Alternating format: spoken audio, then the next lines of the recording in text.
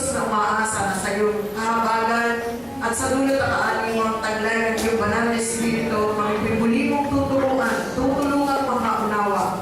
At sa hapon ito, dalangin po namin ang paghahari ng iyong banal na Espiritu. Allow your Holy Spirit to work within us. Speak to us, O God. Pinananapitan po namin ang iyong pagpisan, ang iyong pangungusap. Kaya itago po ang bawat isa sa likod ng iyong krus at hayaan po na maging malaya kami sa hapon ito upang ang iyong mga salita ay aming pong maunawaan. Tulungan mo kami, Panginoon, hanggang sa matapos ang gawain ito, lubos po namin maunawaan kung ano ang iyong kalooban. Wala kami ibang hinahangad, kundi maitaas at maluwalhati ang iyong dakilang pangalan. Lord God, into your hands we commit everything. Maraming pong salamat sa pangalan ni Jesus. Amen. Bible in the book of Matthew, chapter 9, verse 38. Ganito po yung sinasabi. Okay, hinanap po ito sa King James Version. Pray ye therefore, the Lord of the harvest, that He will send forth laborers into His harvest. Idalangin daw natin sa may-ari ng anihin na magpadala ng mga manggagawa. Now the question is, what kind of workers should we ask the Lord of the harvest to send into His harvest field? Anong uri ng manggagawa? Okay, open your Bible in the book of Acts chapter 9. Babasahin ko po sa wikang Tagalog. Okay? Beginning verse 17. Umpisahan po natin. Ito po yung account ni Apostol Pablo o si Saul from the very start na siya po ay nagkaroon ng personal encounter sa Diyos at nabulag po yung kanyang mga mata. Okay? Hindi po siya nakakita. Verse 17, ang sabi doon, pumunta na si Ananias. Pumasok siya sa bahay at ipinatong ang kanyang kamay kay Saulo. Kapatid na Saulo, wika niya, pinapunta ako rito ng Panginoong Jesus na napakita sa iyo sa daan na ikaw ay papunta rito. Sinugo niya ako upang muli kang makakita at mapuspos ng Espiritu. Pagdakay may nalagdag na tila mga kaliskis mula sa kanyang mga mata at nakakita na siya. Tumindig siya agad at nagpabautismo at kumain siya at nanahuli ang kanyang lakas. Si Saulo ay ilang araw na kasama ng mga alagad sa Damasco. Pumasok siya sa mga sinagoga at nangaral tungkol kay Jesus. Siya ang anak ng Diyos, wika niya. Nagtaka ang lahat ng mga nakarinig sa kanya. Kasi sa umpisa ng buhay ni Apostol Pablo, siya po ay persecutor, inuusig niya yung mga mananampalataya. Kapag narinig niya na nagpapahayag ka sa pangalan ni Jesus, ito po'y kanyang ipinadarakit at minarurusahan. Kaya nagkaroon ng pagtataka yung mga tao na nakakita sa kanya. Kaya ang sabi nila, hindi ba ito ang laging umuusig sa mga tumatawag sa pangalan ito sa Jerusalem? Tanong nila, hindi ba naparito siya upang sila'y dakpin at dalhin gapos sa mga punong saserdote? So yun yung work ni Saul. Ang dakpin ng mga mananampalataya, dakpin ng mga nagpapahayag sa pangalan ng Panginoon. Verse 22, ngunit lalong naging mahusay si Saulo sa kanyang pangangaral at narito ang mga Hudyong naninirahan sa Damasco dahil sa kanyang matibay na pagpapatunay na si Jesus ay siyang Kristo. Upang ito ang question, ang sabi, what kind of workers should we ask the Lord of the harvest to send into His harvest field? Okay, number 1. In verse 17, kung babalikan po natin, ang sabi doon, we need to ask the Lord to send workers who are, first, filled with the Holy Spirit. Ano daw po? Everybody say it. Huwag kayong mahiya. Okay. Laborers who are filled with the Holy Spirit. Tama po ba? Kaya doon sa scenario, makikita natin, ang pagdating ni Ananias, nilehans niya si Saul. At sabi kapatid na Saul, naparito ako upang manubalik ang iyong panin, upang ikay ulit makakita. And then after that, after ng laying of his hands ni Ananias, tumanggap siya ng Espiritu Santo. Sabi ko nga kanina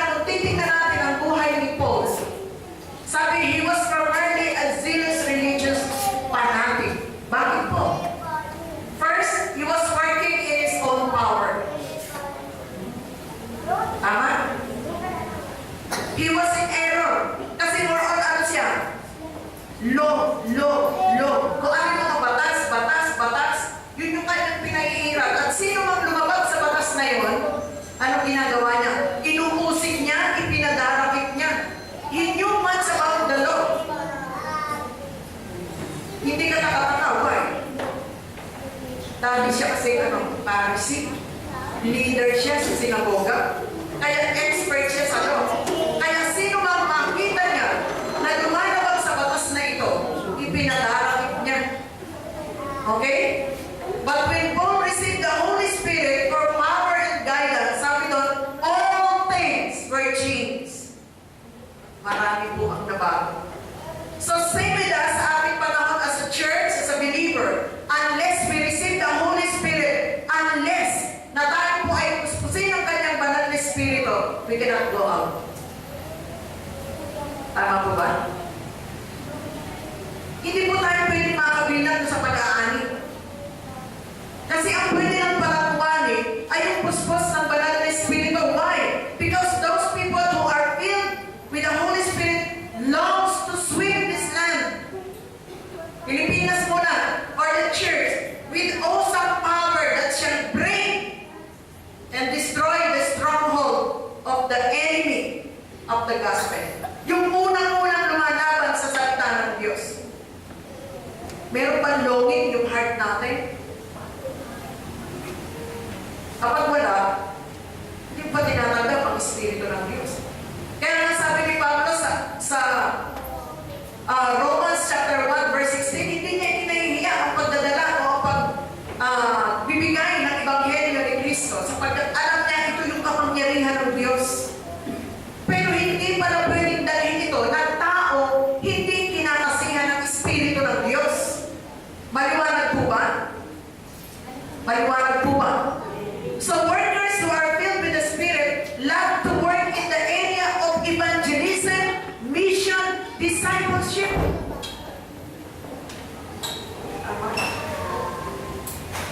So we cannot evangelize the world. Hindi po tayo pwedeng sumama sa pag-harvest, sa pag-aani if we are not prepared.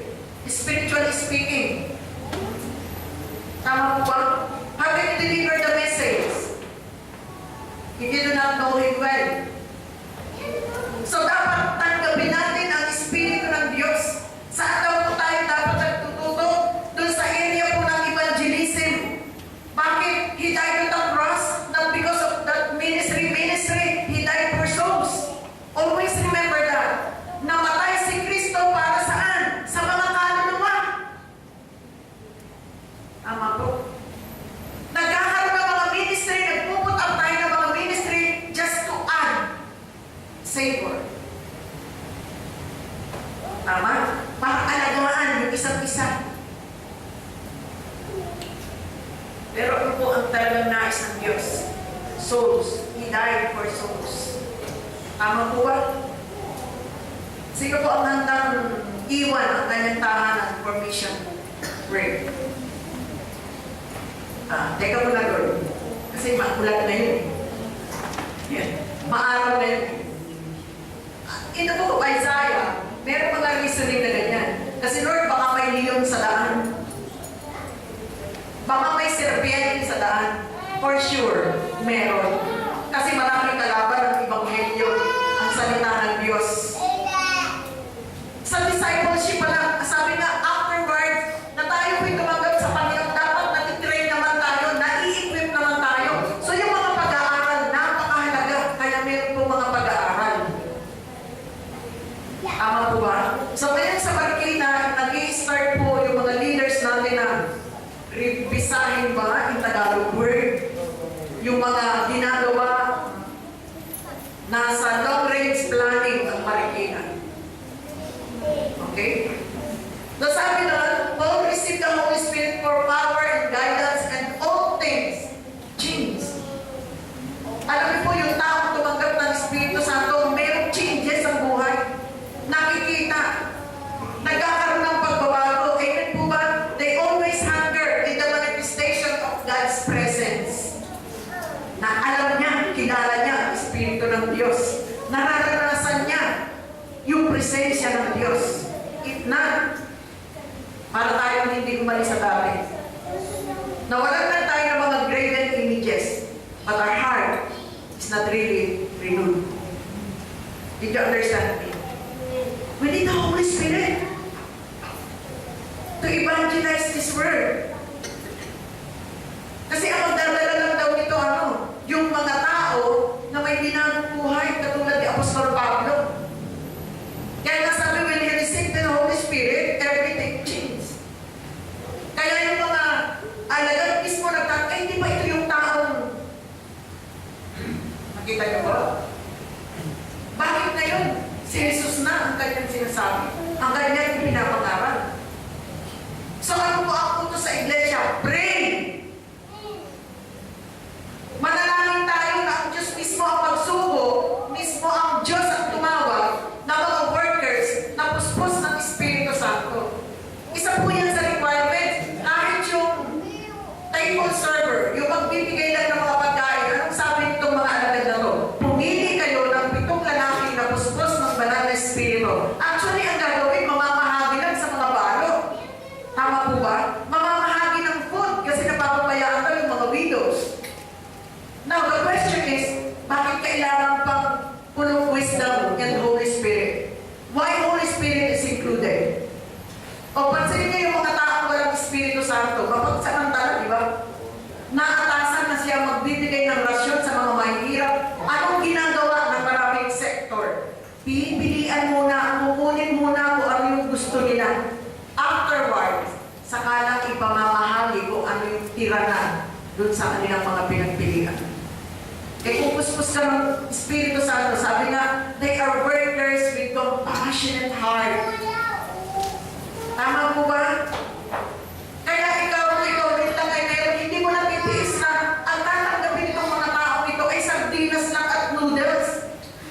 Because of your compassion, pwede mo silang bilan ng sausage or pure foods na corned beef. Kaya sabi ng iba, gusto ko maging kapwa. Tanggap lang, no? Dapat meron tayong goal, meron tayong dream para umabot sa mga needy. And only the person or the workers who are filled with the Holy Spirit can do that. Kung hindi, isa na tayo sa magsasamantala. Have you heard me? Number 2, let us ask for